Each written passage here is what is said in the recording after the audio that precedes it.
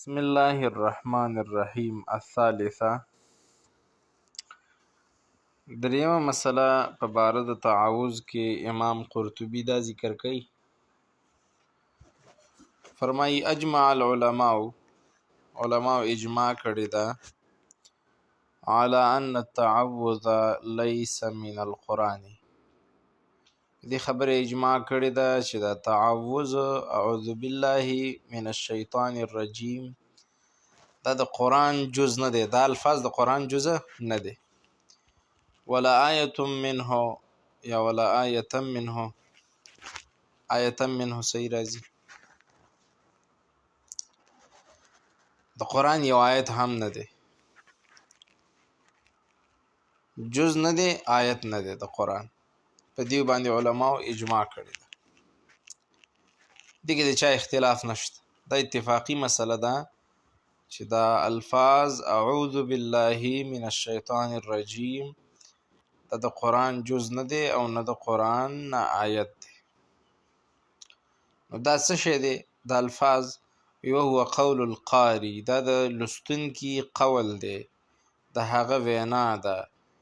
اعوذ بالله من الشیطان الرجیم، زه پناه غواړم په نوم د الله د شیطان د رټلی شوي نه. وهذا اللفظ هو الذي عليه الجمهور من العلماء في التعوذ. وی دا الفاظ چې دي، وی دا هغه الفاظ دي علیه الجمهور چې په دې باندې جمهور علما متفق دي په تعوذ، په باره تعوذ کې. ګوره د تعوذ څوک داسې وایي اعوذ بالله السمیع العلیم من الشیطان الرجیم، څوک بل قسم وایي او نور الفاظ وایي. نو جمهور وایي، جمهور په دې متفق دي چې دا نور الفاظ ورسره نشته دی، دا تعوذ چې دی بس د دې صرف دا الفاظ دي اعوذ بالله من الشیطان الرجیم. ولأنه لفظ کتاب الله تعالی، دلیل دا دی چې دا د الله د کتاب لفظ دی. څنګه لفظ دی؟ اول ویل آیت نه دی او د قرآن جز نه دی، او بیا وایي چې دا خو د الله د کتاب لفظ دی. د دې مطلب دا دی ګوره چې دا اعوذ بالله من الشیطان الرجیم موږ چې په دې باندې قول کوو چې بس همدا کافي دي، دا الفاظ کافي دي، او د دې سره نور الفاظ ضم کول لکه سمیع العلیم یا وغیره نور الفاظ ضم کول دا صحیح نه دي. د هغې وجه سمیع العلیم خو د الله صفات دي، صحیح ورته ویلی شي، مطلب صحیح دي، خو چونکې دا خو یو شرعي خبره ده، نو شرعي اذکار وغیره دا خو توقیفي دي، څنګه چې د شارع نه ثابت دي بس هغه رنګې به وی زیادت به پکې نه کې. نور سمیع العلیم خو د الله اسما دي. نو جمهور وی دا منګه ځکه وایو چې ګوره په قرآن کې فاستعذ د تعوذ لفظ راغلی دی، نو د هغې نه منګه اعوذ جوړ او بیا بالله من الشیطان الرجیم، نو دا په قرآن کې راغلی دي. فاذا قرأت القرآن فاستعذ بالله من الشیطان الرجیم. او دا الفاظ موږ د قرآن نه مستنبط که او دینه د قاری دا وینا جوړه شوه اعوذ بالله من الشیطان الرجیم. نو جمهور علما په دې متفق دي چې بس د دې همدا الفاظ کافي دي. وروي عن ابن مسعود، او د ابن مسعود نه روایت کړی شوی دی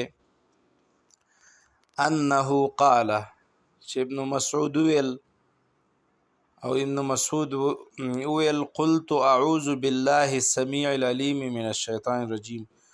ما د نبی اسلام مخکې داسې تعوذ وکړو. عبدالله ابن مسعود وی اعوذ بالله السمیع العلیم من الشیطان الرجیم. د نبی اسلام خوا کې وم او ما قرآن لوسته، نو ابتدا کې مې داسې تعوذ وکړ چې دا سمیع العلیم دا الفاظ مې ورسره زیات کړ.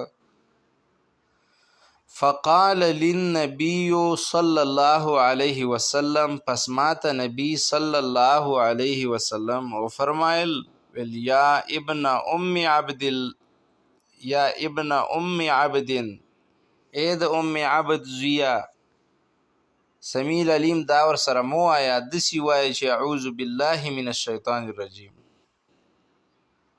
هکذا اقرأني جبریل، داسې ماته جبریل لوستلیو عن اللوح المحفوظ، د لوح محفوظ نه، قرآن اول لوح محفوظ کې بل هو قرآن مجید فی لوح محفوظ.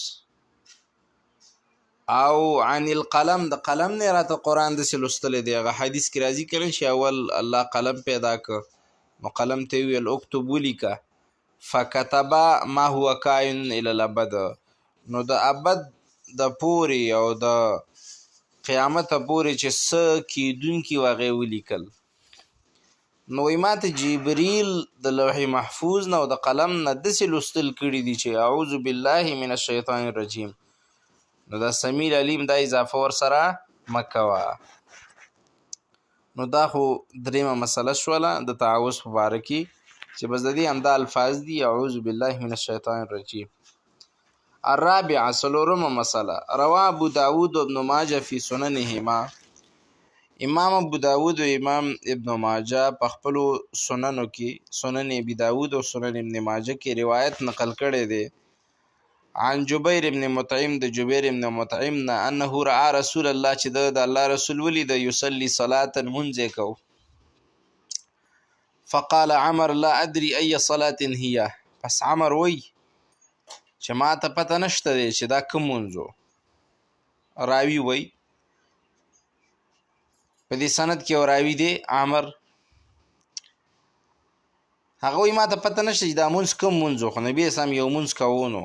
فقال دسی ویل چې الله اکبر کبیره الله اکبر کبیره، الله لوی دی ډیر لوی دی. ثلاثاً درې کرتې د الفاظ ویل، بیا ویل چې الحمدلله کثیره الحمدلله کثیره ثلاثاً وسبحان الله بکرة واصیله والله لره پاکي د سحر او مازدیګر دایم ثلاثاً ویل.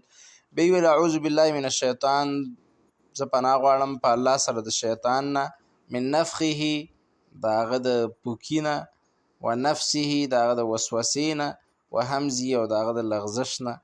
اوس د دې معنی کوي. قال عمر وی همزه الموت،